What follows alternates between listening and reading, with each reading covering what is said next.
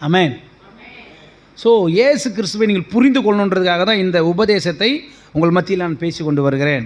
என்ன அப்படின்னு கேட்டிங்கன்னா, இந்த 3 அதிகாரத்தை குறித்து தான் அதிகமாக பார்க்க போகிறோம். இந்த ஆதியாகமம் 1, 2, 3 இந்த 3 அதிகாரத்தை குறித்து அதிகமாக நான் பார்ப்போம். இந்த 3 அதிகாரம் உங்களுக்கு புரிஞ்சிச்சுன்னா பைபிளில் ஓரளவுக்கு புரிஞ்சிருன்னு அர்த்தம். ஆமென். சரி, 1 கொரிந்தியர் 1ஆம் அதிகாரம் 18ஆம் வசனம் வாசிங்க. என்ன உபதேசம்? சிலுவையை பற்றின உபதேசம். அப்படின்னா என்ன அர்த்தம்னா, சிலுவையை பற்றின, நேற்றே சொன்னேன், சிலுவையை பற்றினா சிலுவையில் உண்டான ரட்சிப்பு, சிலுவையில் உண்டான வெற்றி, சிலுவையில் உண்டான மீட்பு, சிலுவையில் உண்டான நன்மைகள், சிலுவையில் உண்டான ஆசீர்வாதம், இதை பற்றின உபதேசம் கெட்டு போகிறவர்களுக்கு பைத்தியமாக இருக்கும். அது சொன்னால் அவன் புரிஞ்சிக்க மாட்டான். ரட்சிக்கப்படுகிற நமக்கோ ரட்சிக்கப்பட்டல்ல, அப்படியே போட்டிருக்கு, ரட்சிக்கப்படுகிற, அதுனா படுகிற, ரட்சிக்கப்பட்டுனே இருக்கிறாங்க. யாரெல்லாம் கேட்குறாங்களோ அவங்க ரட்சிக்கப்பட்டுனே இருக்கிறாங்க. எதனால்? சிலுவையின் உபதேசத்தினால. சிலுவை என்ன செஞ்சது? இன்றைக்கி பார்த்தீங்கன்னா இந்தியா முழுவதும் அல்ல உலகம் முழுவதுமாக இந்த நாட்களில் சிலுவையை குறித்து தானே உபதேசங்கள் பண்ணுவாங்க. சிலுவை என்பது தோற்று போன இடமல்ல. சிலுவையில் இயேசு அடித்து சாகடிச்சதுனால அவர் தோற்று போகலை, அவர் ஜெயிச்சார். ஆமென். அவர் மரணத்தை ருசி பார்த்தாராம், டேஸ்ட் பண்ணாராம். என்னடா சும்மா எல்லாரையும் மிரட்டிகிட்டு இருக்கிற பிசாசே, நான் வரேன், என்ன தான் பண்ணுறீங்க பார்க்கலாம், அடித்தா வலிக்குது, அடித்தா ரத்தம் வருது, அதுக்கு தான் எல்லாம் பயப்படுறானுங்களோ, நான் வரேன், அடி வச்சு வாங்குன்னு அடித்து பிச்சு எடுக்கிறாங்க அவரை. ஆனால் அதுக்கு முன்னாடி ஒரு சம்பவம் நடந்தது. இந்த சம்பவம் நடக்கிறதுக்கு நம்ம ஒரு வசனத்தை வாசி தான் ஆகணும். எடுத்து வாசிங்களேன். ஆதியாகமம் 3ஆம் அதிகாரம் 17ஆம் வசனம் 18ஆம் வசனம் வாசிங்க. ஆதியாகமம் 3, 17, 18. இன்னும் கொஞ்சம் சத்தமா. பின்பு அவர் ஆதாமை நோக்கி, நீ உன் மனைவியின் வார்த்தைக்கு செவி கொடுத்து புசிக்க வேண்டாம் என்று நான் உனக்கு விலக்கின விருட்சத்தின் கனியை புசித்தபடியினால். யார் நிமித்தம்? யாரால பூமி சபிக்கப்பட்டது? கவனிங்க, ஏவாளால் கிடையாது, ஆதாமால. ஏன் அப்படின்னா, ஏவாள் எங்கேருந்து வந்தா? ஆதாமுக்குள்ளேருந்து வந்தவ. ஆண்டவர் பாருங்களேன், சிருஷ்டியை இப்போ எப்படி உண்டாக்குறாருன்னா, ஒன்று உருவாக்கிட்டார்னா மறுபடியும் வேறு ஒன்று உருவாக்குறது கிடையாது. உருவானதுலேருந்து ஒன்று உருவாக்குறார். ஆமாம். எங்கேருந்து உருவாக்குறாரு? தேவனுடைய, நீங்கள் அந்த திட்டத்தை புரிஞ்சுக்கொள்ளுங்களேன். தேவனுடைய ஆசீர்வாதம் எங்கேருந்து வரும்னா, யாரோ உங்களை ஆசீர்வதிக்கிறது ஆசீர்வாதம் இல்லை, உங்களை ஆசீர்வதித்து உங்களுக்குள்ள ஆசீர்வாதத்தை பெருக பண்ணுவார். ஆமே. நீங்கள் பைபிள் ஃபுல்லாகவே எடுத்து பார்த்தீங்கன்னா அவருடைய திட்டமே அப்படி தான் இருக்கும். சாதாரணமாக நினச்சிடாதீங்க. இப்போது எலிசா ஒரு இடத்துல எண்ணெய் இல்லை அப்படின்னு கேட்கும்போது, அந்த அம்மா எண்ணெய் இல்லைன்னு கேட்கும்போது, உங்கள்கிட்ட என்ன இருக்குது? என்கிட்ட ஒன்றுமே இல்லைன்னும் போது, உங்கள்கிட்ட என்ன இருக்குது? கொஞ்சம் எண்ணெய் இருக்குது, சரி அதை எண்ணெய் ஏற்றுவான், அதை மல்டிப்ளை பண்ணுறாரு. உங்கள்கிட்ட என்ன இருக்குதோ அதை வச்சு தான் கர்த்தரை ஆசீர்வதிக்க முடியும். ஆமாம். நீங்கள் கர்த்தருடைய சரியான திட்டத்தை புரிஞ்சுக்கிட்டீங்கன்னா, ஏதோ ஒன்று கொண்டு உங்களை ஆசீர்வதிக்கிறதுக்கு தேவனுடைய சித்தம் கிடையாது. எது இல்லையோ அதிலிருந்து மறுபடியும் உருவாக்க முடியும். தேவனுக்கு 100 பிள்ளையை கொடுக்குறது ஒரு பெரிய விஷயம் கிடையாது. கவனிச்சிக்கொள்ளுங்க. 100 பிள்ளைகளை கொடுக்குறது ஒரு பெரிய விஷயம் கிடையாது. வாய்ப்பே கிடையாதுன்னு சொல்கிறவங்களுக்கு பிள்ளையை கொடுக்குறது ஒரு பெரிய விஷயம். நீங்கள் அதை தான் புரிஞ்சுக்கணும். ஆண்டவர் எப்படிப்பட்ட தன்மையுடையவர்னு கேட்டால், அவருக்கு மகிமை உண்டாகும்படி உங்களை ஆசீர்வதிப்பார். அவர் உங்களை எல்லாரும் சொல்லணும், உங்களை பார்த்து எல்லாரும் சொல்லணும், எப்படி நான் கர்த்தரால் தான் ஆசீர்வாதமாக இருக்கிறேன்னு சொல்லணுன்ட்டு அவருக்கு ஒரு சின்ன ஆசை. ஆமாம். அந்த ஆசையை, அந்த விருப்பத்தை அவருக்கு நம்ம செலுத்தணும். நான் எங்கள் மாமா தான் என்னை ஆசீர்வச்சார், எங்கள் அக்கா தான் ஆசீர்வச்சாருன்னா டம்குன்னு வச்சுருவார். ஐயோ, நான் இவ்வளோ கஷ்டப்பட்டு இந்த பிள்ளையை ஆசீர்வச்சேன். கேட்டால் மாமானது அத்தைன்றது தேவன். அல்லேலூயா சொல்லுங்களேன். அப்போது தேவனுடைய நோக்கங்கள் நீங்கள் புரிஞ்சுக்கிட்டீங்கன்னா நீங்கள் கண்டுபிடிச்சிடலாம் எப்படி நமக்கு ஆசீர்வாதம் வருது. உனக்குள்ளே இருந்து தான் ஊற்றுகள் புறப்படும், உனக்குள்ளே இருந்தால் நன்மைகள் புறப்படும். எங்கேயோ யாரையோ கொண்டு வந்தால் கர்த்தர் ஆசீர்வதிக்க மாட்டார். ஜெபிக்க வைப்பார், அற்புதம் செய்ய வைப்பார். ஆனால் உனக்குள்ளே இருந்து தான். ஆமேன்னு சொல்லுங்களேன். அப்போது உனக்குள்ளே இருக்குது அந்த நன்மை. உங்களுக்குள்ளே இருக்குது, உங்கள் சரீரத்துக்குள்ளே இருக்குது, உங்கள் கர்ப்பப்பைக்குள்ளே இருக்குது, அல்லது உங்கள் வீட்டுக்குள்ளே இருக்குது. உங்களுக்குள்ளே இந்த ஆசீர்வதிப்பார். இல்லைன்றது கிடையாதுங்க. இல்லாதவைகளை இருக்கிறவர்கள் அழைக்கிற கர்த்தர். அப்போது இல்லாத ஒன்றை எங்கேருந்து அழைக்க முடியும்? அங்கே இருக்குதுன்னு அவர் பார்க்குறாரு. ஆமென். அவர் கண்களுக்கு தெரியுது. இப்போ என் கண்ணுக்கு தெரியல தேவதூதர், உன் கண்ணுக்கு தெரியல தேவதூதர். ஆனால் இங்கே இல்லைன்னு சொல்ல முடியுமா? எனக்காக கொடுக்கப்பட்ட தேவதூதர் 2 பேரும் இங்கே தான் நிற்கிறான். ஆமென். உங்களுக்காக கொடுக்கப்பட்ட தேவதூதர் அங்கே பக்கத்தில் தான் இருக்கிறாங்க. ஆனால் உன் கண்களுக்கு தெரியல. ஆனால் இல்லைன்னு சொல்ல முடியுமா உங்களால்? சொல்லவே முடியாது. அப்போ அவங்க இருக்கிறாங்க, நம்ம கண்ணுக்கு இன்னும் தெரியல. அதுபோல தான் நம்மளுக்கு கொடுக்கப்பட்ட ஆசீர்வாதம் நமக்கு இங்கே இருக்குது. அதை பெற்றுக்கொள்றதுக்கு நமக்கு இன்னும் ரகசியங்களை தெரியல. இந்த ரகசியத்தை நாம் கண்டுபிடிக்க போகிறோம். என்ன ரகசியம்னா, இந்த 21 நாளும் ரகசியங்களை கண்டுபிடிச்சிட்டே இருப்போம். இதை கண்டுபிடிச்சிட்டு உங்களுக்கு இந்த வசனம் தெரிஞ்சிச்சுன்னா நீங்கள் எந்த இடத்துலையும் நீங்கள் சோர்ந்து போக மாட்டீங்க. இந்த வசனத்தை வச்சு ஜெயிச்சு போயிட்டே இருப்பீங்க. ஆமென். வாசிங்க வாசிங்க, தொடர்ந்து வாசிங்க. பூமி உன்னிமித்தம் சபிக்கப்பட்டிருக்கும், நீ உயிரோடு இருக்கிற நாளெல்லாம். யாரால் இந்த பூமி சபிக்கப்பட்டது? ஆதாம் ஏவாளால். ஓகே, இருவரும் ஒருவராக இருக்கிறார்கள் என்று வேதம் சொல்கிறது. அதனால் ஏவாளை பிரித்து சொல்ல முடியாது, ஆதாமை பிரித்து சொல்ல முடியாது. 2 பேரும் சேர்த்துக்கு சொல்லிக்கலாம் வச்சுக்க. ஆதாம்குள்ளேருந்து ஏவாள் வந்ததுனால சொல்கிறேன் நான். அதனால் இப்போ 2 பேரும் சேர்த்துலாம். உனக்கு உன்னிமித்தம் பூமி, இந்த பூமி எப்படிப்பட்டதாக இருக்கணும்னு ஆண்டவர் ஆசீர்வச்சார்னா, பரலோகம் மாதிரி இருக்கணும்னு ஆசீர்வச்சார். எப்படி இருக்கணுமா? பரலோகத்தை யாருன்னா பார்த்துருக்குறாங்களா? இயேசு கிறிஸ்து ஒருத்தர் தான் பரலோகம் போயிருக்கிறார், மீதி யாரும் போனது கிடையாது. ஆனால் பரலோக தரிசனங்களை நிறைய பேர் பார்த்ததாக சொல்கிறாங்க. சரி, ஓகே, அதுக்கு இவ்வளோ போக தேவையில்லை. ஆனால் தேவனுடைய நோக்கம் என்ன அப்படின்னா, பரலோகத்தில் உடைய சித்தம் செய்யப்படுகிறது போல பூமியிலும் உடைய சித்தம் செய்யப்படுவதாக. அப்போ பரலோகத்தில் என்ன சித்தம்? எந்த ஒரு தேவை எந்த மனுஷனுக்கும் இருக்கக்கூடாது. அவன் எல்லாவற்றிலும் நிறைவாக இருக்கணும். அவனுக்குன்னு எந்த தேவையும் இருக்கக்கூடாது. அவனுக்கு தேவையான அத்தனையும் நல்லா கவனிச்சுக்கொள்ளுங்க. 2 மனுஷனுக்கு 4 நதிகளை உண்டாக்கினார். 2 பேருக்கு 4 நதிகள்.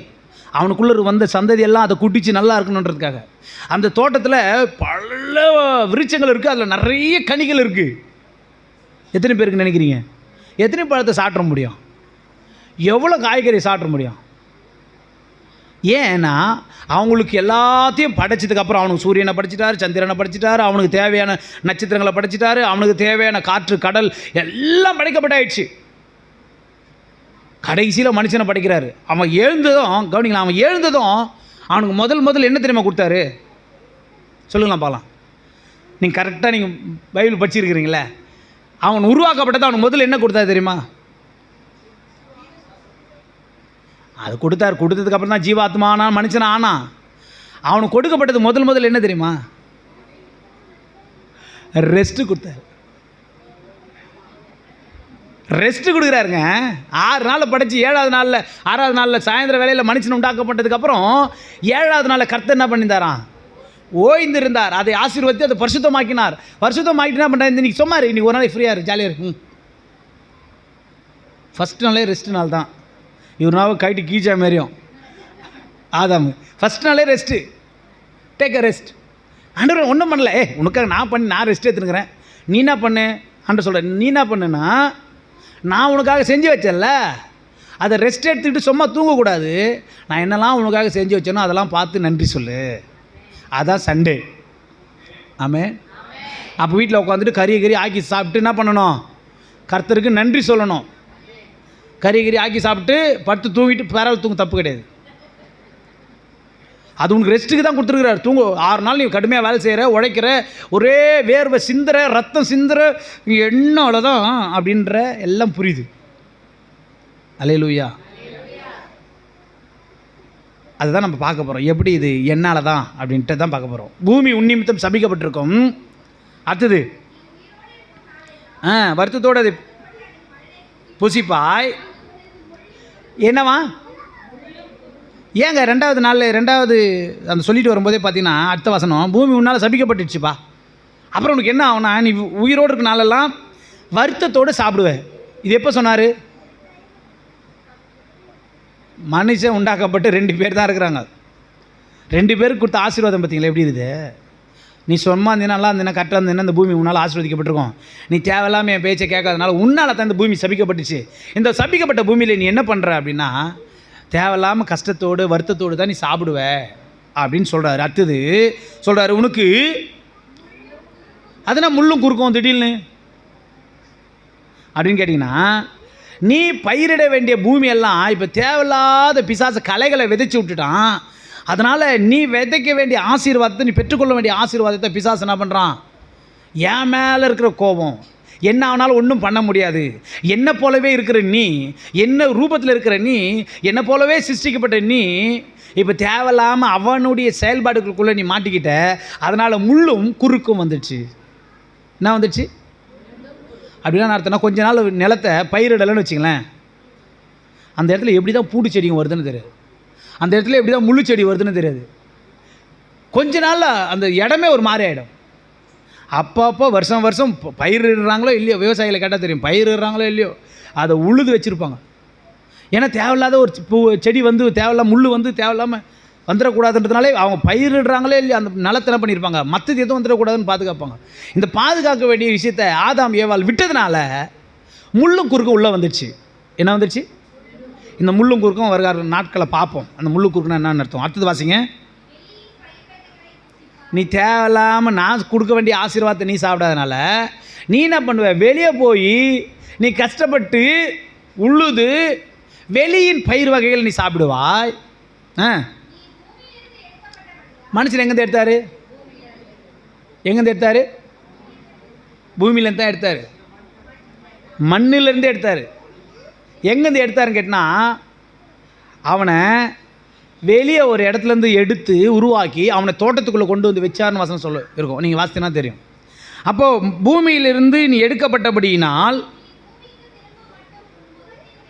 இப்போது பூமிக்கு திரும்ப மட்டும் எப்போ திரும்புவான் பூமிக்கு? இப்போ நம்ம எங்கே இருக்கிறோம்? பூமியில் இருக்கிறோம். நம்ம எப்போ பூமிக்கு திரும்புவோம்? இங்கே தானே இருக்கிறோம். நம்ம ஏன் பூமிக்கு திரும்பணும்னா, அவன் மரிப்பதை குறித்து பேசுகிறார். அங்கே அவனுடைய மரணத்தை குறித்து பேசுகிறார். ஏய், பூமி உன் நிமித்தம் சபிக்கப்பட்டிருக்கும், நீ பூமிக்கு திரும்ப மட்டும் உன் முகத்தின் வேர்வையால் என்னவா என்ன சொல்கிறார்? அடுத்தடுத்து வருது அந்த சாபத்துக்கான அளவுகோல் ஏறிட்டே வருது. என்ன சொல்கிறாருன்னா, நீ பூமியிலிருந்து எடுக்கப்பட்டபடியால் நீ பூமிக்கு திரும்ப மட்டும் உன் முகத்தின் வேர்வையால். இங்கே பாருங்களேன், என்ன பாருங்களேன் எல்லாரும், பூமியின் வேர்வை முகத்தின் வேர்வைனா எப்படி வரும்? உங்களுக்கு யாருக்குமே தெரியாது. நான் கஷ்டப்பட்டு சம்பாரித்த வீடு, நான் கஷ்டப்பட்டு வாங்கின காரு, நான் கஷ்டப்பட்டு உழைச்சி வாங்கினது, என் ரத்த வேர்வை சிந்தி வாங்கினது அப்படின்னு சொல்கிறோம்ல, அந்த இடத்துல கர்த்தர் செய்யலை, நான் சம்பாதிச்சது என்பதை பெருமை பாராட்டுகிறோம். தேவன் கொடுத்ததை தேவன் கொடுத்தார் எந்த ஒரு மனுஷன் உண்மையாக சொல்கிறானோ அந்த மனுஷனுக்கு தான் ஆசீர்வாதம் தங்கும். இது நான் சம்பாதிச்சது, எங்கள் அப்பன் தாத்தன் பாட்டன் பூட்டன் அவங்க சம்பாதிச்சதுன்னு எந்த ஒரு மனுஷன் சொல்கிறானோ கர்த்தருடைய ஆசீர்வாதம் கிடையாது. அப்போ என்ன சொல்கிறான் மனுஷன்? என் வேர்வை சிந்தி. அப்போ வேர்வை எதனால் வந்தது? உழைக்கிறதுனால வேர்வை வருது. ஆனால் ஏன் வந்தது? சாபத்தின் அடையாளம். பூமி உன் நிமித்தம் சபிக்கப்பட்டிருக்கும், நீ பூமியிலே உயிரோடு இருக்க நாளெல்லாம் நீ வேர்வை சிந்தி தான் நீ சாப்பிடுவ. அங்கே போட்டார். இப்போ நமக்கு வேர்வெல்லாம் வருது நிறையா. என்ன வேர்வு வருது? நேற்று சொன்னல வேர்வை குறித்து எங்கேயே சொல்லிட்டு இருந்தேன்ல. ஆமாம், நமக்கு வர வேர்வெல்லாம் என்ன? ஹீட்டில் வர வேர்வை, காற்று இல்லைன்னா வர வேர்வை. நமக்கு உழைச்சி வந்த வேர்வை வந்தாக்கா யோசிக்கலாம். நல்லா கவனிச்சு பாருங்களேன், மூலக்காரனுக்கும் வேலைக்காரனுக்கும் வித்தியாசம் இருக்குது. மூலக்காரனுக்கும் வேலைக்காரனுக்கும், வேலைக்காரன் 1000 ரூபாயிலேருந்து 1500 வாங்குவான். கடினமாக கஷ்டப்பட்டு உட்காந்து ஒலன்னு ஒழிச்சு அப்படியே பாடாப்பட்டனா ஒரு 1000 ரூபா 1500 வாங்குவான். ஆனால் மூலக்காரர் இருக்கிறான் பாருங்கள், ஒரு வேர்வையும் வராது. உட்காந்த இடத்துல ஏசி ரூமில் கம்ப்யூட்டரில் உட்காந்துக்கிட்டு உட்காந்த இடத்துல சம்பாதிப்பான், ஒரு துளி வேர்வை வராது. இன்றைக்கி மூலக்காரன் முக்கிய ஆசீர்வாதத்தை பெறானா இல்லை வேலைக்காரன் முக்கிய ஆசீர்வாதத்தை பெறானான்னு கேட்டிங்கன்னா, மூலக்காரன் தான் வேலை செய்கிறான், மூலக்காரன் தான் சம்பாதிக்கிறான். வேலைக்காரன் சம்பாதிக்கிறது கிடையாது. அவன் முஞ்சி போனால் 30,000 ரூபாய் சம்பாதிப்பான், அதுக்கு 45,000 ரூபாய் கணக்கு இருக்கும், செலவு இருக்கும்.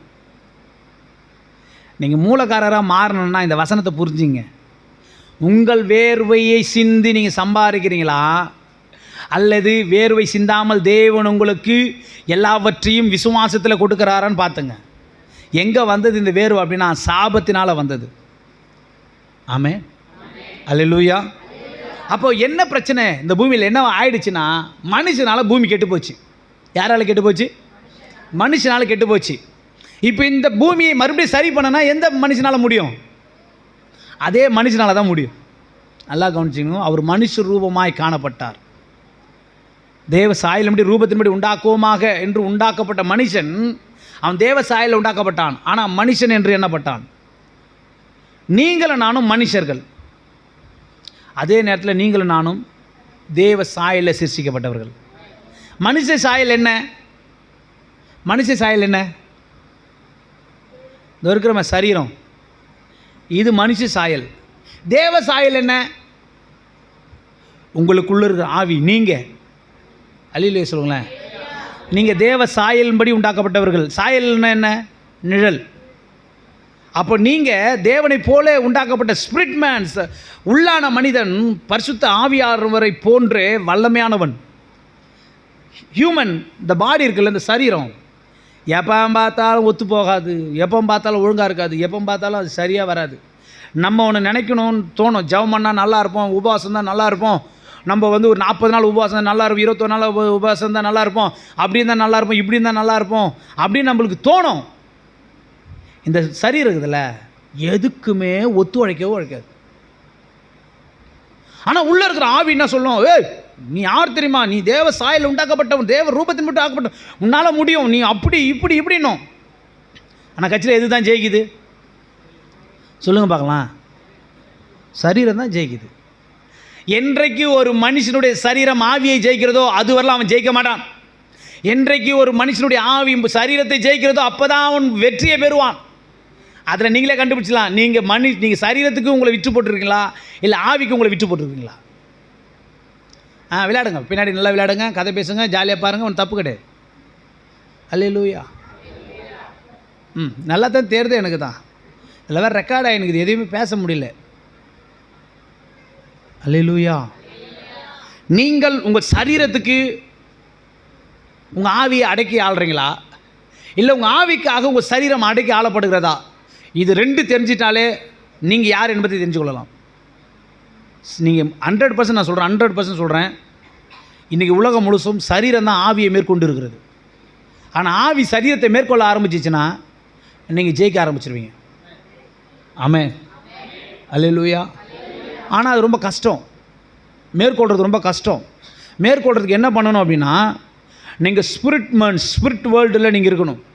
ஆவிக்குரிய உலகத்தில் வாழ்கிறவர்களாக நினைக்கணும். பரலோகத்துக்கும் பூமிக்கும் நீங்கள் போயிட்டு வர பிள்ளையாக நினைக்கணும். அப்படி நினச்சா மட்டும்தான் உங்களால் வாழ முடியும். நீங்கள் பூமிக்குரிய மனுஷனாகவே நினச்சிங்கன்னா அந்த பூமிக்குரிய சரீரத்தின்படி தான் வாழ்வீங்க. உங்களால் இந்த பூமி சபிக்கப்பட்ட இந்த பூமியில் ஆசீர்வாதத்தை பெற முடியும் அப்படின்னா இந்த பூமிக்குரிய மனுஷனை கலைந்து போட்டு ஆவிக்குரிய மனுஷனை நீங்கள் வல்லமையாய் நீங்கள் என்ன பண்ணணும்? எழும்பணும். இல்லைன்னா கஷ்டம். நான் சொல்கிறது ரொம்ப கஷ்டமாக, ஒரு மாதிரி கஷ்டமாக இருக்கிற மாதிரி தெரியும், கொஞ்சம் கன்ஃபியூஸ் தான் ஆகும். ஏன்னா நம்ம எப்படி ஆகிட்டோம் அப்படின்னா, நம்ம சரீரத்துக்காக தான் நம்ம ஆவி கொடுக்கப்பட்டதுன்னு நினைக்கிறோம். நல்லா கவனிச்சிங்க, சரீரத்துக்காக ஆவி கொடுக்கப்படலை, ஆவிக்காக தான் ஒரு சரீரம் கொடுக்கப்பட்டிருக்கிறது. அல்லேலூயா. எனக்காக, நல்லா கவனிங்க, எனக்காக இந்த மாதிரி மூஞ்சி, இந்த மாதிரி ஸ்கின்னு, இந்த மாதிரி முடி, இந்த மாதிரி தலை, இந்த மாதிரி மூக்கு, கண், வாய் எல்லாம் எனக்காக கொடுக்கப்பட்டிருக்கிறது. நீங்கள் பார்க்குற நான் அல்ல. கூட்டை விட்டு வெளியே போச்சுன்னா டம்முன்னு எப்போ எடுப்பீங்க? பாடியை எப்போ எடுப்பீங்க? பணத்தை எப்போ எடுப்பாங்க? அதுக்கு பேர் என்னவோ ஆகிடுது தெரியுமா? பாடி ஆகிடும், பணமாகிடும். அதுக்கு பேர் என்ன தெரியுமா? எப்போ தூக்குவாங்க? 4 நாள் ஆயிடுச்சே. நாருமே மதிப்பு ஆவி இருக்கிறவரை தான் சரீரத்துக்கு. ஆவி தன்னை தந்த தேவனிடத்துக்கு திரும்பி போகும். எங்கே போயிடும்? கர்த்தரிடத்துக்கு போயிடும். மண்ணிலிருந்து எடுக்கப்பட்டு விட்டால் மண்ணுக்கே மனுஷன் திரும்புவான், மண்ணுக்கு போயிடுவான். அப்போ எது விலை உயர்ந்தது? ஆவி விலை உயர்ந்தது. ஆனால் நம்ம எதுக்கு முக்கியத்துவம் கொடுக்குறோம்? இந்த பூமியில் வாழும்போது சரீரம் தான் முக்கியத்துவம் கொடுக்குறோம். அதுக்கு தான் ஃபேர் லெவலி, அந்த லெவலி, இந்த லெவலி, என்னென்ன பேசிட்டுருக்குதோ எல்லாத்தையும் போட்டு பல்லுவலுக்குலாம் மனுஷன் பேசுவானா, குழிகள்லாம் பக்கத்தில் வருவானா, எல்லாத்தையும் இதுக்கு தான் கொடுக்குறோம். ஆனால் கொடுக்க வேண்டியது கொடுத்தோம்னா நீங்களும் நானும் வேறு லெவலில் வாழ்வோம். இதை தெரிஞ்சுக்கிட்டோம், நம்ம அப்படி தான் வாழ்வோம். இது ஆமேன். அல்லேலூயா. நமக்கு நல்லா தெரியும், தெரிஞ்சுட்டு தான் நம்ம இப்படி இருக்கிறோம். எல்லா கிறிஸ்தவர்களுக்கும் எல்லா கிறிஸ்தவரும் தெரியுதான்னு தெரியல, நான் சொல்கிறேன் உங்களுக்கு தெரியும். உங்கள் சரீரத்தை நீங்கள் ஆளுகை செய்ய முடியுமா உங்கள் ஆவியை கொண்டு? என்ன பிரச்சனை தெரியுமா? நான் சொல்கிற மாதிரி நீங்கள் செஞ்சீங்கன்னா ட்ரை பண்ணலாம், முயற்சி பண்ணலாம். ஒரு பிரச்சனை, ஏதோ ஒரு ஒரு ஒரு ஒரு இடத்துல வாயு கேஸ் பிடிச்சிக்கிச்சின்னு வச்சுங்க, ஒரு பிரச்சனை. கேஸ் எது சார்ந்தது? கேஸுனாலே காற்று தான். இது வேறு எதை சார்ந்தது? நான் வேறு கேட்டதுக்கு அப்புறம் அது வரை யோசிது, ஓ கேஸ்னால் என்னது, அடுப்பற்ற வைக்கிறதெல்லாம் பார்க்கக்கூடாது. காற்று நல்லா கவனிங்க, காற்று. இப்போ காற்று தான் எங்கேயோ ஒரு இடத்துல போய் லாக் ஆகிடுச்சு, ஐயோ பிடிச்சிக்கிச்சு, குனியமுல்ல எதுக்கு முடியல. அப்போ எது சரியில்லை? உள்ளே ஓடிட்டுருக்கிற காற்று சரியில்லை, எங்கேயோ ஒரு இடத்துல லாக் ஆகுது, சரியாக ஓடலை. அப்போ என்ன இல்லை அங்கன்னா தண்ணி சரியாக இல்லை உடம்புல. பச்சை உங்களுக்கு தெரியும், H2O அப்படின்னு என்ன அர்த்தம்? H hydrogen, O oxygen. படிக்கும்போது படிச்சிருந்தா எனக்கு ஏன் இந்த காற்று நல்லா கவனிங்க. காற்று சரியாக இல்லாத காரணம் தண்ணி சரியாக இல்லை உடம்புல. தண்ணி சரியாக இருந்தாக்கா காற்று கரெக்டாக இருக்கும். என்னடா இவர் சயின்ஸ்லாம் எடுக்கிறாருன்னு பார்க்குறீங்க? ஹியூமன் பாடி ஃபுல்லாக சயின்ஸில் தான் இருக்குது. நம்ம உடம்புல என்னென்ன இருக்குது தெரியுமா? நம்ம உடம்புல என்னென்ன தெரியுமா? மண்ணிலேருந்து எடுக்கப்பட்டபடியால் மண்ணுன்றார்ல, மண்ணில் என்னென்ன இருந்தது? இரும்பு இருக்குது, அதான் அயன் டேப்லெட் போடுங்கன்றான். நல்லா முருங்கைக்கீரையாக சாப்பிடு, அப்போ அயன் கம்மியாகிடுச்சு. அப்படின்னா இல்லை, என்ன இல்லை? அயன்னா என்ன? இரும்பு சத்து இல்லைன்னு அர்த்தம். அப்புறம் என்னது? புரோட்டீன், விட்டமின், மினரல்ஸ், இதெல்லாம் எங்கே இருக்குது? நம்முடைய உடம்புல இருக்குது. எதுனா ஒன்று குறைஞ்சா ஒன்று எஃபெக்ட் ஆகுது. இப்போ காற்று பிடிச்சிச்சு, அப்போ அந்த காற்றை ரிலீஸ் பண்ணணும்னா என்ன பண்ணணும்னா நிறைய தண்ணி குடிக்கணும். அப்போ தான் அந்த வாயு பிரச்சனை சரியாகும். இப்போ நான் சொல்கிறேன், நீங்கள் காற்று, ஒரு மனுஷன் என்பது காற்று தான். காற்று வெளியே போச்சுன்னா அப்படின்னா, இப்போ இந்த காற்று இவ்வளோ பெரிய சரீரத்தை என்ன பண்ணணும்னா நீங்கள் பேசணும். என்ன பேசணும்னா, ஏய் ஒழுங்கு மரியாதையா, இந்த இடத்துல ஒரு பிரச்சனை இருக்குதுல்ல, ஒழுங்காக இரு. யார் சொல்லணும்? நீங்கண்ணா யார்? ஆவி. நல்லா கவனிச்சுங்க, ஆவி மனிதன் நீங்கள். சரீரம் உங்களுக்கு கொடுக்கப்பட்டது. எதுக்கு எது கொடுக்கப்பட்டது? உங்களுக்கு புரியாது பாருங்கள், நான் சொல்கிறேன் பாருங்களேன். புருஷனுக்காக பொண்டாட்டி கொடுக்கப்பட்டதா, பொண்டாட்டிக்காக புருஷன் கொடுக்கப்பட்டதா? ஆதாமுக்காக ஏவாள் கொடுக்கப்பட்டாலா, ஏவாளுக்காக ஆதாம் கொடுக்கப்பட்டனா? இப்போ தான் கரெக்டாக வந்துக்கிறீங்க. அல்லேலூயா. ஆதாமுக்காக தான் ஏவாள் கொடுக்கப்பட்டாள். அவனுக்காக உள்ளேருந்து எடுத்து கிழித்து எடுத்துகிட்டு வந்து அவனை உருவாக்கி வச்சிருக்கிறாரு. ஆதாமுக்காக தான் ஏவாள். நல்லா கவனிச்சணும், ஆதாமுக்காக தான் ஏவாள். அதுபோல் உங்கள் ஆவிக்காக தான் உங்கள் சரீரம் கொடுக்கப்பட்டிருக்கிறது. உங்களுக்கு புரிஞ்சுறதுக்காக சொல்கிறேன் நான். அப்போ இந்த ஆவி சரீரத்தை மேற்கொள்ளணும். ஆவிக்கு எல்லாம் அடங்கியிருக்கணும். தீர்க்கதரிசியினுடைய ஆவி தீர்க்கதரிசிகளுக்கு அடங்கியிருக்கணும் வசனம் சொல்லுது. அப்போ ஆவி என்பது என்னன்னு கேட்டால் நீங்கள் தான் அந்த ஆவி. அந்த ஆவியை என்ன பண்ணணும்னா சரீரத்தை சரியாக இயக்கும்படி பேசணும். யார் பேசணும்? இப்போ என் சரீரத்தில் நான் வெளியே வந்து நின்று, யோசிப்பே சரீரமே ஒழுங்காக இயங்குன்னு சொல்ல முடியுமா? அது சொல்ல முடியாது. நான் வெளியே வந்தேன்னா டம்மால் கீழே வந்து போச்சுன்னா என்ன பண்ண முடியும்? களிமண் மாதிரி விசுன்னு போயிடும், நிற்க முடியாது. காற்று கரெக்டாக இருக்கணும். இந்த உடம்புக்கு எவ்வளோ தேவையான காற்று இருக்குதோ அந்த காற்று இருந்தால் மட்டும்தான் கரெக்டாக இயங்கும், மூவ் ஆகும், ஃப்ளெக்சிபிள் உண்டாகும். இல்லைன்னா வேலைக்காகாது. அப்போ இந்த ஆவிக்குரிய மனுஷன் இந்த சரீரத்தை என்ன பண்ணணும்னா ஆவியை கொண்டு ஆளுகை செய்கிறவனாக மாறணும். நான் ரகசியங்களை பேசிகிட்டு இருக்கிறேன். சும்மா நம்ம பிரச்சனைகள் பெருசாக பேசிகிட்டு இருக்காதீங்க. நம்முடைய பிரச்சனைகளை காட்டிலும் உங்களுக்கு தெரிய வேண்டியது வசனம். நீங்கள் யார் என்பது தெரிந்து கொண்டால் உங்கள் சரீரத்தை அடக்கி ஆளலாம். ஒழுங்கு மரியாதை இரு. பிள்ளைகளை பார்த்து ஏன் ஒழுங்காக இரு, அமைதியாருன்னு ஏன் சொல்கிறோம்? உங்களுக்கு அது கட்டுப்பட்டு இருக்கிறது, உங்களுக்கு அடங்கி இருக்கிறது. அதுபோல் உங்கள் ஆவிக்கு உங்கள் சரீரம் கட்டுப்பட்டு இருந்தால் நீங்கள் ஜெயிக்கிறவர்களாக இருப்பீர்கள். எத்தனை பேர் புரிஞ்சு ஒரு வேலையிலே சொல்லுங்க போகலாம். என்னப்பா சொல்கிறாரு பிரதரு, என்ன சொல்கிறாரு, என்ன ஆவின்றாரு, என்ன பாவின்றாருன்னு தெரில.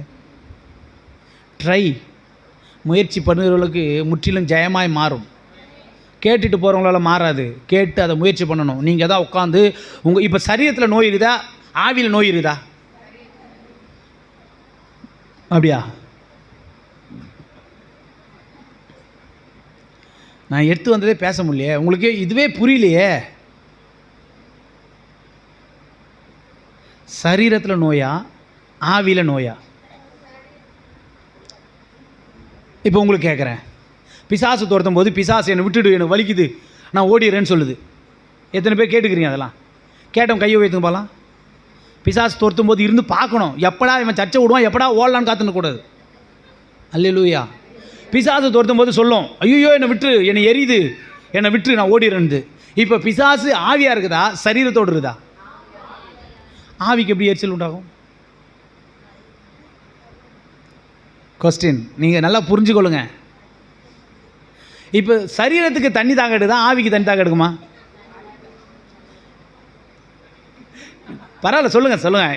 உங்களுக்கு புரிய வச்சுட்டுனா நீங்கள் ஜெயிச்சிடலாம். இப்போ லாசரு மரித்து ஆபிரகாம் மடியில் இருக்கிறாரு. அதே ஐஸ்வர்யான் மரித்து பாதாளத்தில் இருக்கிறான். என்ன பண்ணுறான்? இப்போ பாதாளத்துலேருந்து ஆபிரகாமை பார்த்து கூப்பிட்றான், ஆண்டவரே அந்த லாசருடைய கை விரலை நினைத்து ஒரு சொட்டு தண்ணி என் நாவை குளிர பண்ணுன்றான். இப்போ டோட்டலாக கன்ஃபியூஸ் பண்ணி வச்சுக்குது, கொலாப்ஸ் பண்ணி வச்சுக்குது. எல்லாம் உன் சரீரத்துக்காக தான், உன் சரீரத்துக்கு நல்லா இருக்கிறதுக்காக தான் மேக்கப் பண்ணு. உன் சரீரம் வசனம் தெளிவாக சொல்லுது. எதுக்கு அதிக முகலட்சணம் வேணுமா? அசிங்கமாக இருக்கிறதுக்கு தான். சரியில்லாதது, ஒழுங்கு இல்லாததுக்கு தான் கொஞ்சம் பெயிண்ட் அடிக்கணும், கொஞ்சம் பட்டி பார்க்கணும். வீட்டை எதுக்கு பெயிண்ட் அடிக்கிறோம்? அழகாக இருக்கணும்னு இல்லை, சரியில்லை பட்டி பார்த்து அடிக்கிறோம். அப்போ நீங்கள் என்ன சொல்கிறீங்கன்னா, நான் கொஞ்சம் சரியில்லை, தேவன் படைச்சதில் கொஞ்சம் குறை வந்தாச்சு, அதுக்காக கொஞ்சம் பட்டி பார்க்குறேன். அல்லேலூயா. இப்போ அடடா, சரீரத்துக்கே நீங்கள் முக்கியத்துவம் கொடுத்துட்டு இருந்தீங்க அந்த பூமியில், ஆவிக்கு எப்போ முக்கியத்துவம் கொடுப்பீன்றதுக்காக தான் சொல்ல வரேன். அல்லேலூயா. ஆவி நல்லா கவனிங்க, ஆவி கர்த்தர் தந்த தீபமாக இருக்கிறது. ஆவி எப்படிப்பட்ட உற்சாகம் உள்ளதாக இருக்கிறது, சரீரமோ பலவீனம் உள்ளதாக இருக்கிறது. அப்போ உற்சாகத்தினுடைய ஆவியை எடுத்து நம்ம சரீரம் பலவீனமாக இருக்கிற சரீரத்தில் பேசணும். ஆமேன்னு சொல்லுங்களேன். அல்லேலூயா. இப்போ வேர்வை எதில் வருது? ஆவியில் வருதா, சரீரத்தில் வருதா? அதுக்கு தான் வர இவ்வளோ நேரம் சுற்றி அங்கே தான் வந்துட்டு இருக்கிறேன். ஒரே கன்ஃபியூஸாக இருக்குதுல்ல. புரிஞ்சிக்க முயற்சி பண்ணிங்கன்னா நீங்கள் வெற்றி உள்ளவர்களாக இருக்கலாம். ஐயோ டைம் ஆயிடுச்சு. நான் நேற்று பேச வேண்டியதை பேசவே இல்லை, அப்படி விட்டுட்டேன். இன்றைக்கி ஆரம்பிச்சிருக்கிறேன், இன்னும் முடியல. சரீரத்தில் வேர்வை வருதா, ஆவியில் வேர்வை வருதா? சரீரத்தில் வேர்வை வருது. எத்தனை பேர் ஆமீன்னு சொல்கிறீங்க? அல்லேலூயா. ஆவி அனலாக இருந்தால் தான் சரீரத்தின் மூலிமா வேர்வை வரும். நல்லா தெரிஞ்சுக்கணும். நல்ல ஸ்பிரிட், நல்ல உற்சாகமாக குதிக்க ஆரம்பிச்சிச்சுன்னா வேர்வை சரீரத்தின் வழியாக வரும். இப்போ வேர்வை எப்படி மனுஷனுக்கு வந்தது? பூமி சபிக்கப்பட்ட பூமியிலிருந்து அவன் எடுக்கப்பட்டபடினால, பூமி உன்னிமித்தம் சபிக்கப்பட்டதுனால நீ சாப்பிட்ற சாப்பாடெல்லாம் எப்படி தான் சாப்பிடுவ அப்படின்னு அங்கே சொல்லிட்டாரு. இப்போ இந்த வேர்வை எப்படி சரிப்படுத்துறது? இந்த வேர்வை எப்படி சரிப்படுத்துறது அப்படின்னா, நீங்கள் அப்படியே இயேசு கிறிஸ்துவனுடைய வாழ்நாட்களில் வந்துடணும். எடுத்துங்க வாசிங்க பார்க்கலாம். எடுத்துங்க வாசிங்க. லூக்கா சுவிசேஷம் 22:44.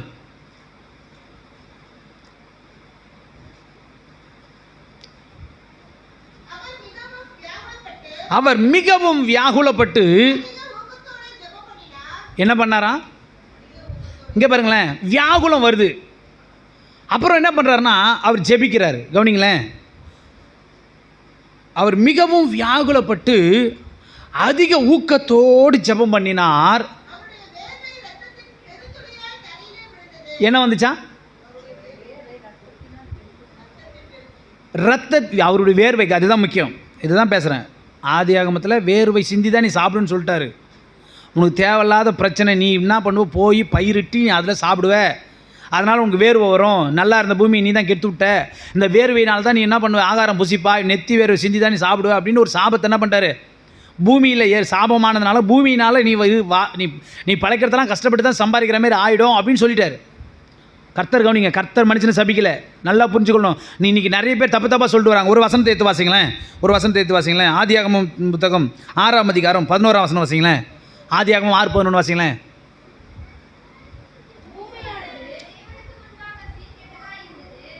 அதாவது இந்த இடத்துல என்னால் ஒன்றுமே பண்ண முடியாது. யார் முதல்ல படிக்கிறேன்னு தெரியல, யாரெல்லாம் படிக்கிறீங்களோ சத்தமாக படிச்சிருங்க. எல்லாம் படிச்சிருங்க.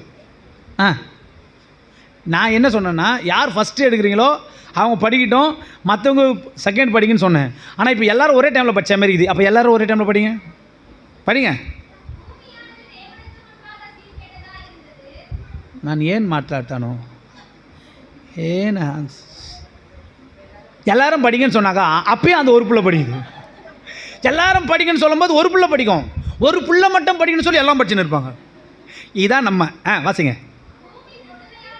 பூமியானது தேவனுக்கு முன்பாக சீர்கெட்டதாக இருந்தது, பூமி கொடுமையினால நிறைந்திருந்தது.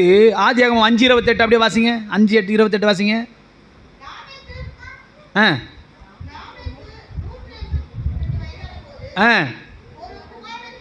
ஒரு குமாரனை பெற்று இருங்க. இப்போ தான் இவன் தான் முதல்ல வந்து தேவையில்லாத ஒரு காரியத்தை உள்ளே புகுத்துறான். கர்த்தரா பூமியை சபித்தார்? நல்லா புரிஞ்சுக்கொள்ளுங்களேன். கர்த்தர் பூமியை சபிக்கலை. நீ செஞ்சால், இந்த காரியத்தை செஞ்சால் பூமி உன் நிமித்தம் சபிக்கப்பட்டுரும்பான்னாரு. இப்போ யார் பூமியை சபிச்சது? நீ இந்த நெருப்பை தொட்டால் கை சுட்டுடுன்னு அப்பா சொல்கிறாரு. அப்பா சொன்னதுனால சுட்டுச்சா, இவன் தொட்டதுனால சுட்டுச்சா? நல்லா தெளிவாக எல்லாரும் எனக்கு பதில் சொல்லணும். அப்பா சொல்கிறாரு, அப்பா இந்த லைட்டை தொட்டினா உன் கை சுட்டுடும்பா, வெந்துடும்பான்னு சொல்கிறாரு அப்பா. இப்போ புள்ள போய் அந்த விளக்கை தொட்டிடுச்சு. இப்போ விளக்கை அவன் தொட்டதுனால கை வெந்துதா, இல்லை அப்பா சொன்னதுனால வெந்ததா? தெளிவாக இருக்கிறீங்கள? பூமி உன் நிமித்தம் சபிக்கப்பட்டிருக்குன்னு கர்த்தர் சொல்கிறாரு. இவன் வந்து நடுவில் சொல்கிறான், கர்த்தர் சபித்த பூமியில். என்ன ஒரு அநியாயம்! யாரால் பூமி சபிக்கப்பட்டிருந்தது? ஆதாம் ஏவாளால் தான் சபிக்கப்பட்டது. அப்படி சொல்ல வேண்டியதை விட்டுட்டு புதுசாக வந்து வேதத்தை நான் பார்த்துருக்கும் போது புதுசாக வந்து உள்ள லாமைக்கு வந்து உள்ள சொல்கிறான். நோவாவுடைய அப்பா சொல்கிறான், கர்த்தர் சபித்த பூமி. கர்த்தரா சபிச்சார்? நீ இந்த மாதிரி பண்ணினா பூமி உன்னால் தேவையில்லாமல் சபிக்கப்பட்டுருமான்னு சொன்னார். அதனால் கர்த்தர் சபிச்சதாயிடுமா? யார் இழந்தது? யாரால் பூமி சபிக்கப்பட்டு போயிடுச்சு? சபிக்கப்பட்டதுன்னா என்ன அர்த்தம்? தேவனுடைய கோபம்னு அர்த்தம். இப்போ பூமி கெட்டு குட்டி செவராகி போயிருக்கு. கர்த்தர் பூமியை சபிக்கலைங்க. நல்லா தெரிஞ்சுக்கொள்ளுங்க. மரணத்தையும் ஜீவனை வைத்திருக்கிறார், ஆசீர்வாதத்தையும் சாபத்தையும் வச்சிருக்கிறாரு. எதை தெரிந்து கொள்ளுனா ஆசீர்வாதத்தை தெரிந்து கொள் சொல்கிறாரு. ஏன் அங்கே வந்து கர்த்தர் அந்த சாபத்தை வைக்கணும்? ஏன் ஏதேன் தோட்டத்தில் வந்து அந்த நன்மை தீமை அறியத்தக்க விருட்சத்தை வைக்கணும்? கேள்வி கேட்டுட்டு இருக்கக்கூடாது. நான் சொல்கிறத கீழ்ப்படிய மாட்டியா?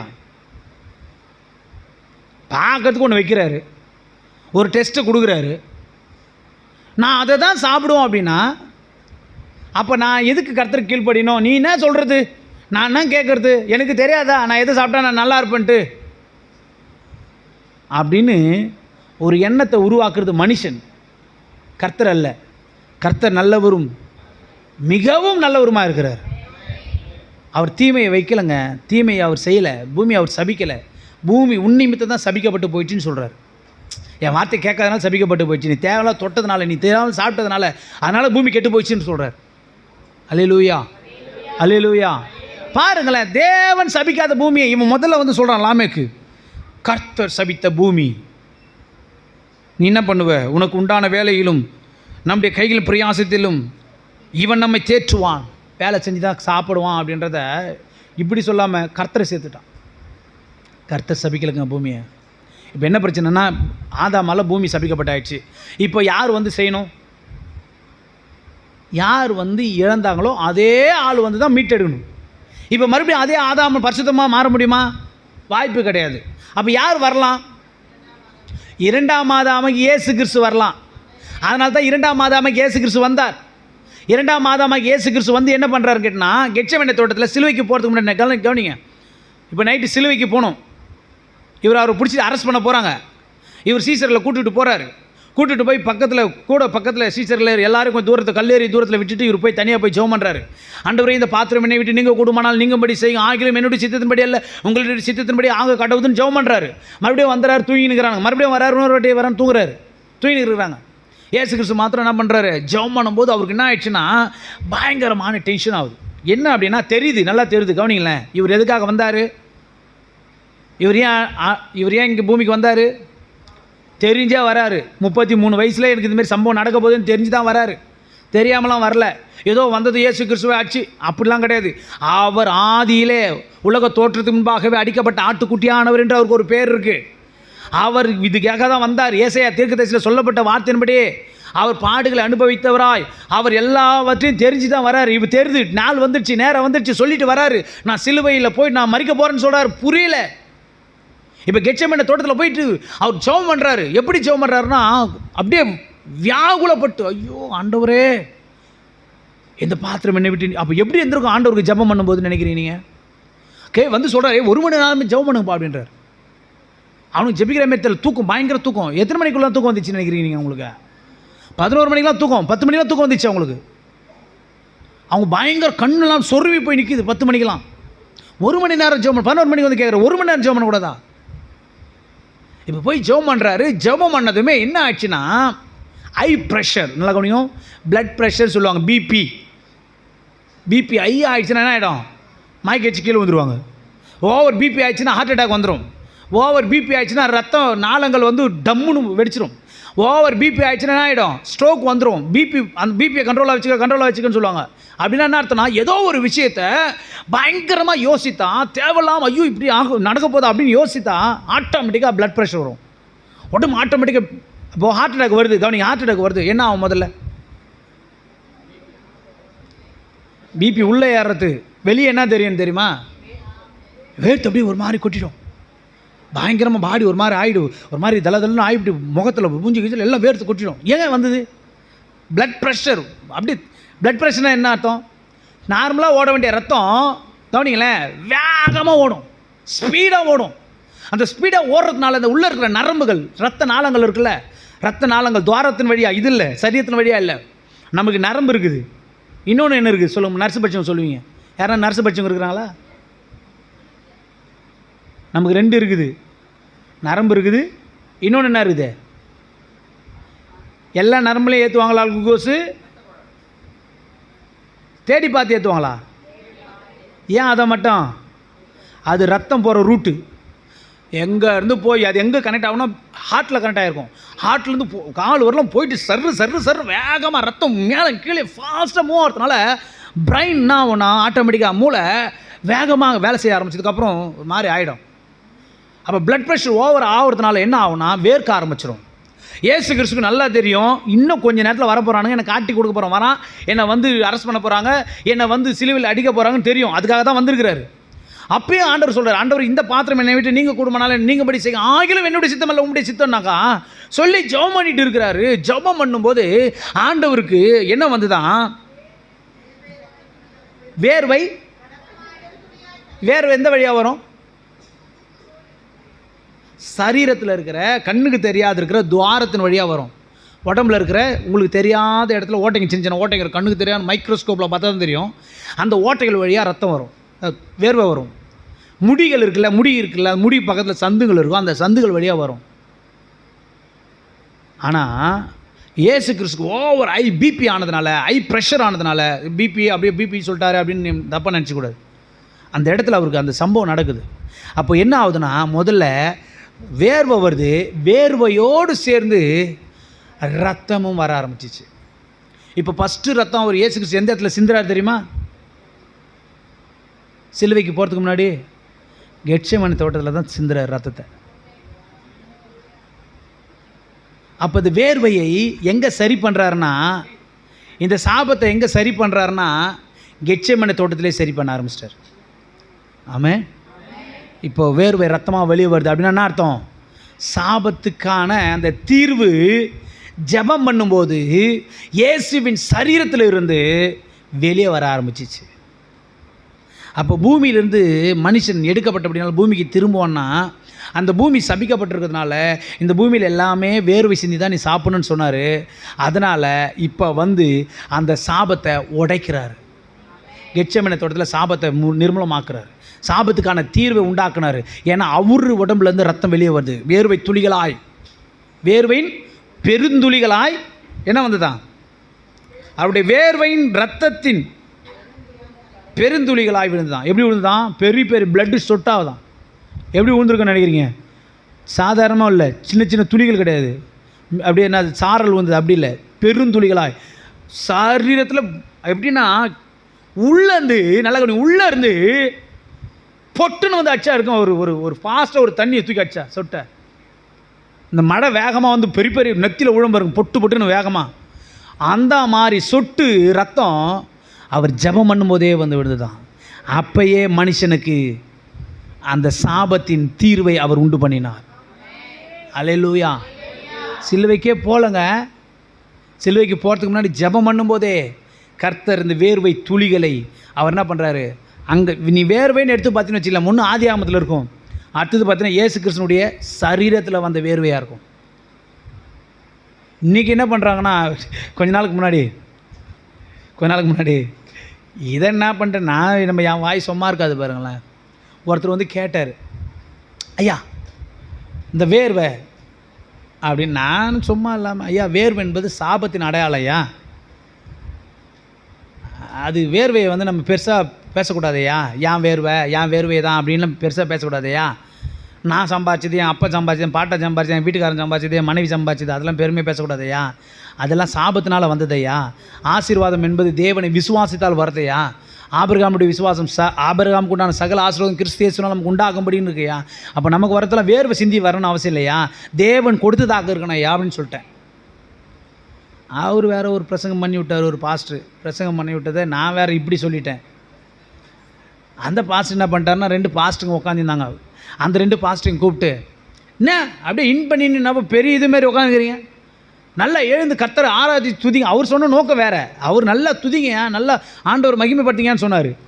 சொன்னது தப்பு கிடையாது. ஆனால் அவர் என்ன சொன்னார்னா, உடம்புல ஒரு வேர்வை கூட வந்த மாதிரி தெரில, அப்படியே வந்து நான் ஸ்டிப்பாக போகிறீங்க, ஊழியக்காரனா எப்படி இருக்கணும் அப்படின்னு சொன்னார். அவர் சொன்னது நல்ல விஷயம் தான், இல்லைன்னு சொல்லலை. ஆனால் அவர் சொன்ன ஒரே ஒரு விஷயம், வேர்வையை குறித்து ஒரு வேர்வை கூட வரல அப்படின்னு சொல்லிட்டாரு. அந்த இது எனக்கு ஞாபகம் இல்லாமல் அவங்க இன்னொருத்தர் வந்து கேள்வி கேட்கும்போது நான் இப்படி சொல்லிட்டேன், வேர்வை ஏன் மேன்மை பாராட்டணும், இயேசுவை தான் ஏன் மேன்மை பாராட்டணும்னு சொல்லிட்டேன். அந்த மனுஷன் அப்படியே கேட்டு அவர்கிட்ட சொல்லிட்டாரா. அப்புறம் அவருக்கு எனக்கும் வாக்குவாதம் வருது. ஐயோ என்னடா இப்போ நம்ம தப்பாக எதுவும் சொல்லலையே. புரியாத வெள்ளம் வேர்வை சாபத்தினால் உண்டானது. அதே சாபத்தை இயேசு கிறிஸ்து தன்னுடைய வேர்வை சிந்தி அந்த சாபத்தை சரி செய்து விட்டார். ஆமென், அல்லேலூயா. உங்களுக்கு கூட வேர்வை வந்ததுன்னா அப்பப்போ இந்த வேர்வை எந்த வேர்வைன்னு பார்க்கணும். ஆமென்.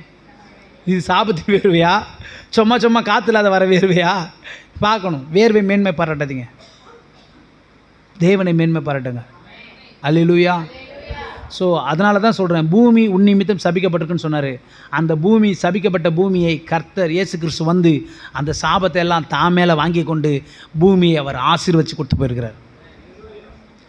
4000 வருஷம் சபிக்கப்பட்ட பூமி, நல்லா கவனிச்சிங்க, 4000 வருஷம் சபிக்கப்பட்ட பூமி இயேசு கிறிஸ்து சிலுவையில் வந்து ஜெயிச்சதுக்கப்புறம் அது ஆசீர்வதிக்கப்பட்ட பூமியாக இருக்கிறது. ஆமென். அவங்களுக்குலாம் இன்னும் தெரியல, உங்களுக்கு என்ன தெரியும். நீங்களும் நானும் வேர்வை சிந்தி தான் சம்பாதிக்கணும், வேர்வை சிந்தி தான் உழைக்கணும், வேர்வை சிந்தி தான் நடக்கணும்னா தப்பு கிடையாது, நீங்கள் போய் செய்யுங்க. ஆனால் நான் என்ன சொல்கிறேன்னா, விசுவாசித்தால் தேவனுடைய மகிமையை காண்பாய். அப்போ நீ என்ன பண்ணணும், சபை என்ன பண்ணணும், இன்றைக்கி கர்த்தருடைய பிள்ளைக்கு என்ன பண்ணணும். அப்போ நான் வேலைக்கு போவேனான்றியா பாஸ்டர்னா, நான் வேலைக்கு அப்படிலாம் சொல்லவே மாட்டேன். வேலைக்கு போகாதவன் சோத்தில் கை வைக்கூடாது வசனம் சொல்லுது. அப்போ வேலைக்கு போகக்கூடாது சொல்லலை. நான் நல்லா தெரிஞ்சுக்கொள்ளுங்க, வேர்வை வரும்போதெல்லாம் நீங்கள் தான் நினைக்கிச்சு பார்க்கணும், என்னுடைய வேர்வை சாதாரண வேர்வை, பூமி சபிக்கப்பட்ட பூமியிலேருந்து நான் மட்டும் ஆசீர்வதிக்கப்பட்டவனாக இருக்கிறேன்னு எந்த ஒரு மனுஷன் நம்புகிறாங்களோ அந்த மனுஷனுக்கு தான் ஆசீர்வாதம் தங்கும். ஒரு ஆமீன் கூட வரல பாரு, வராது. ஏன் சொல்ல, நம்ம மனசு குழப்பி வச்சுக்குது. அப்போ நம்ம எப்படி நம்ம ஆசீர்வாதத்தை பெற முடியும்? நான் உழைச்சாதானே, நான் கஷ்டப்பட்டாதானே.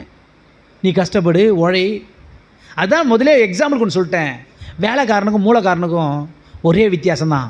மூலக்காரன் உட்காந்த இடத்துல கோடியே சம்பாதிக்கிறான், வேலைக்காரன் நாள் ஃபுல்லாக உழைச்சாலும் 1000 ரூபாய் தான் சம்பாதிக்கிறான். நீ மூலக்காரனாக இருக்குன்னா தேவனை விசுவாசி, வேலைக்காரனாக இருக்குன்னா நீ கஷ்டப்படு, எனக்கு எப்படி இருந்தாலும் சந்தோஷம்தான். அல்லேலூயா. என்னை மேன்மை பாராட்டுகிறது, என்னுடைய வேர்வை மேன்மை பாராட்டுகிறது என்னை ஆசீர்வாதமாக இருக்குன்னு நினச்சது என் தேவனுடைய வேர்வை.